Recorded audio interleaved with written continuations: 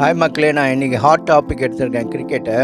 இப்போ ஏன்னா ODI one day international வந்து பிட்வீன் இந்தியா அண்ட் ஆஸ்திரேலியாவில் நடந்துகிட்ருக்கு.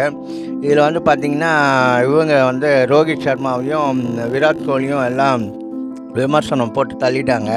இவங்க வந்து பெர்ஃபார்மன்ஸு சரியில்லைன்னு. அதில் முக்கியமாக விராட் கோலி பார்த்திங்கன்னா ஃபஸ்ட்டு 2 மேட்ச்சு டக் அடித்தார், கோல்டன் டக்கு.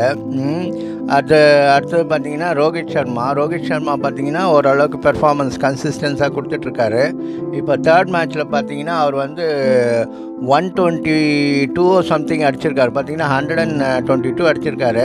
ஸோ இது செஞ்சுரி. அவருடைய மேட்ச் வந்து பார்த்திங்கன்னா சூப்பராக விளையாட்டுருக்காரு. இந்த ஏஜ்லேயும் அவர் வந்து அவருடைய இலக்கு வந்து இந்த அடுத்த வேர்ல்டு கப் 2027 வருது, ODI வேர்ல்டு கப்பு.